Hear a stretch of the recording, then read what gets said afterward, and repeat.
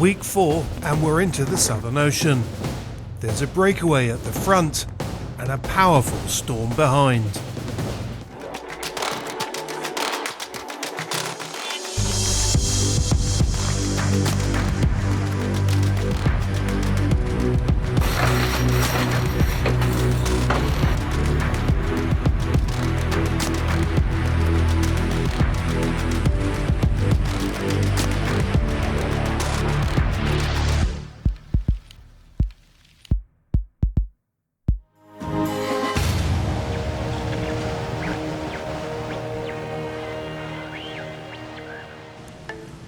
On Friday, the leading 4 boats passed the longitude of the Cape of Good Hope. In the space of just over 3 hours, Charlie Dallin, Thomas Royal, Sebastian Simon and Johan Richom blasted into the Indian Ocean. The next group included Jeremy Bayou, Thomas Lundven and Sam Goodchild, and they weren't far behind. But for all of them, the complexion of the race was changing. Their seemingly endless reach across the South Atlantic on Port Jibe, riding on the edge of a depression that was tracking perfectly for them, was finally over. Ahead lay the complexities of the Agulhas Current off southern Africa and the threat of new low-pressure systems that would dominate their progress through the Southern Ocean. Another fast day again today. Can't wait to cross the Cape of Good Hope. Gonna be a good moment. That's right, and you're well ahead of the record. You must be happy with a good entry into the Southern Ocean with a record under your belt. Oh, do I don't even know that. I'm so focused on the race. I didn't look at all on like record times or anything like this. But yeah, great. The Agulhas Current flows down the eastern coast of Africa, but then, some way off the Cape of Good Hope, its flow reverses.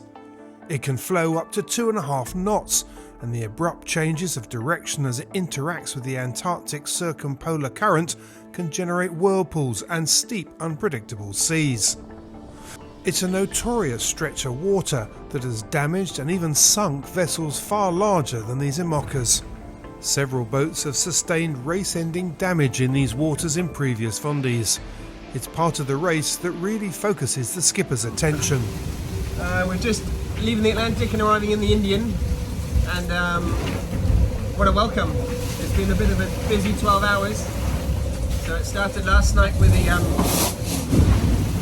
rudder kicking up, and the system holding the rudder down broke, so I had to find a way to fix that. The technical team helped me and we got the rudder back down, so that was good. And then we spent the night with anywhere between 10 knots and 30 knots. So trying to pick the right sail is easier said than done. And then this morning it started getting a bit nosedivey. The boat starts diving into waves, which is the Achilles heel of this boat. And we had one massive nosedive and everything went flying and the boat ended up on its side, and I was trying to cook breakfast and hot water went flying over the boat and landed just next to me, and I was like, okay, that's enough, I'm done. So we put a smaller sail up, like just put the smaller sail up now, and then that took about 45 minutes instead of 15 for various little reasons. I guess I'm tired doing silly things badly, but anyway. So yeah. An Indian Ocean welcome. It's known for being unstable and gusty, and we've had just that, and not easy. And we've got a nasty little sea state. I think a little bit of that is the Agulhas Current off the south tip of South Africa, and then obviously the wind. But there you go. I'm happy to be going again with a small throw up, and we're off. See ya. All is good on board. So far, it's tough today because of the bad sea state due to the Agulhas Current, and it's hard to make really good averages in this. And we will be happy when we are out of the Agulhas Current, which is swirling up the sea and making it really, really bouncy. And sometimes the boat stops a bit in the wave, even our boat. So wind is up and down, 24 to 29 I've seen. Rough conditions today. We'll see how well I can rest in this. I hope so. Further back, Eric Bellion had been facing problems with his rudders after they'd lifted, causing violent broaches. After several hours' work, Bellion had managed to make an effective repair. Imagine being on the motorway full throttle. When suddenly the steering wheel is torn off, the car becomes uncontrollable and hits the edge of the road head-on. That's what I experienced twice, at night and in 25 knots of wind. This kind of event undermines confidence in your state of mind. We are not sailing off Brittany. We are in the Big South, the ocean that does not want us and knows how to make us understand it. In these parts of the world, your boat is your only survival means. You have to be sure of your equipment. On the last day, got my crash helmet on. I need to remember to wear that a bit more, and yeah, really need to hold on. Sea state's not that big either. It's kind of only like about 2.5 meters, so this is definitely a tiny little taster of what we're going to be expecting, I think, for the next 5 or 6 weeks. It's good to be moving though. Struggled a little bit trying to get boat speed for most of the day, and then I found it. In fact, I've actually had to slow down a bit. Well, I'm doing 29 knots now, but yeah, we were surfing, we were flying at over 30 knots, which is probably a little bit fast. I think a lot of it's going to be about looking after the boat and looking after me. You know, I was thinking about it earlier on, just standing down there, feeling the impact of the hull on the sea underneath, and just thinking about all the forces in action on this boat. You know, it's quite incredible. The lifting, the side motion, the torque, the twisting, the heeling. Yeah, there's so much going on, so many forces, and then the pounding of the waves and stuff. So yeah, need to keep an eye on things. And more than anything, I need to hang on, because it's getting quite wild a ride down here. A deep low was developing in the area near the remote Kerguelen Islands, and the leading boats were going to arrive just as it was winding itself up. Sustained wind speeds in excess of 45 knots with gusts of over 70 and 10-metre seas were all in store. Having onboard access to this sort of forecasting data is essential, and is a key safety feature for today's circumnavigators. Sometimes the most important skill in this race is knowing when to slow down or change course for the sake of the boat and the skipper. My choice to climb to the north? There is a depression coming from behind, from the west, which is going to catch up with us and sweep across the entire Kerguelen area, and when it reaches my level, it is going to deepen seriously and be downright bad. The center of this depression is quite far to the north.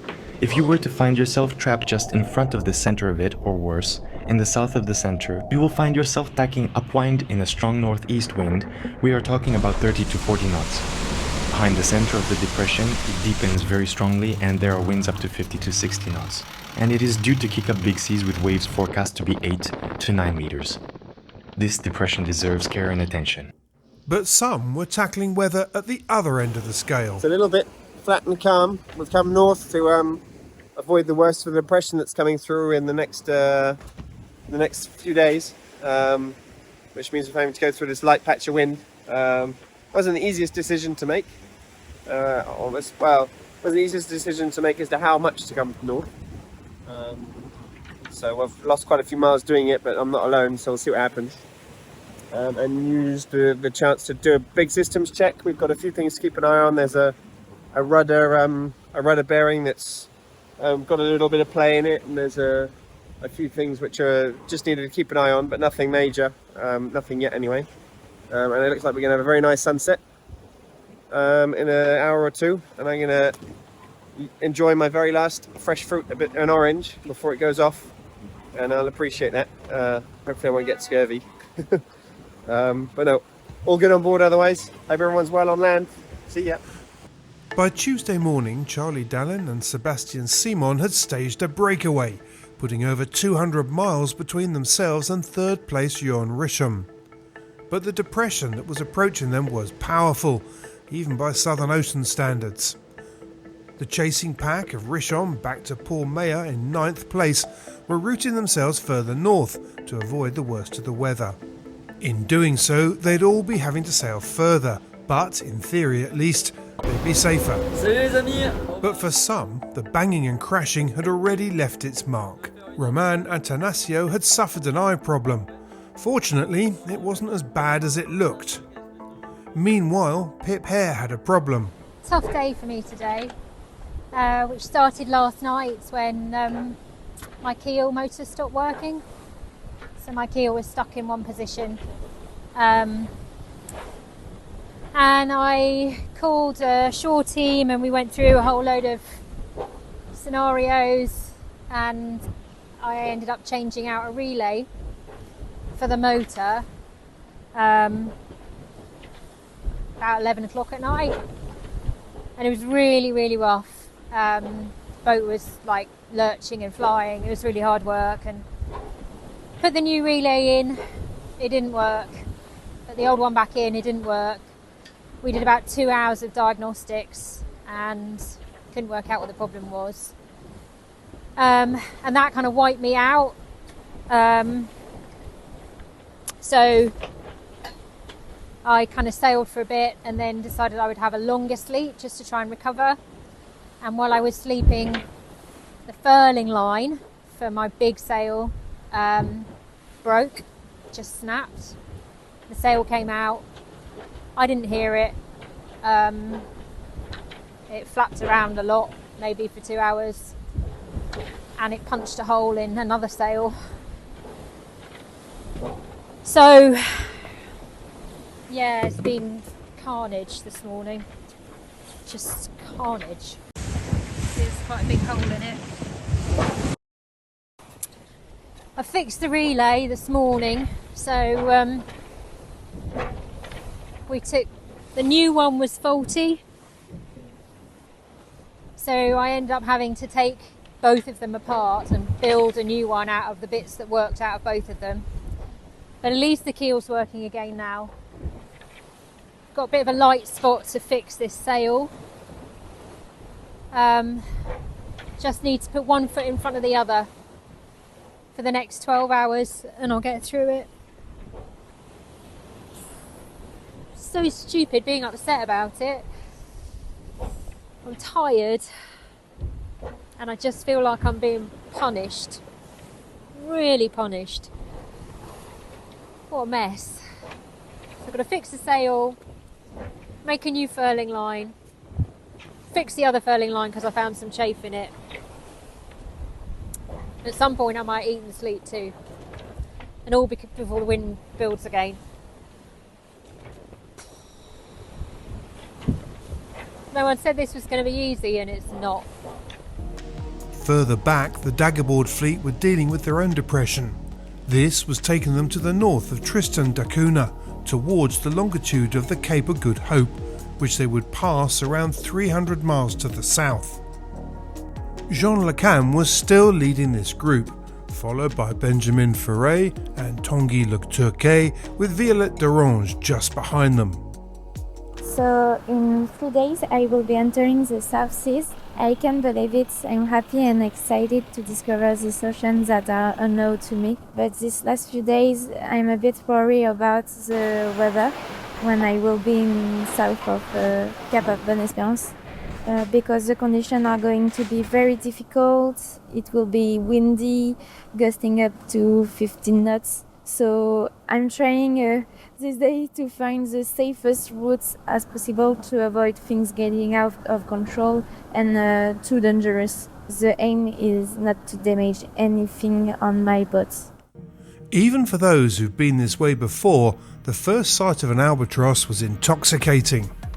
I just saw the first albatross, so elegantly sliding and gliding along the waves. Fantastic. Wow, 1st December. Beautiful out here. For others, reminders of home and the imminent onset of Christmas were important. Top, merci les enfants. Salut! c'est le 1er décembre. Je vais pouvoir commencer mon calendrier de l'Avent aujourd'hui.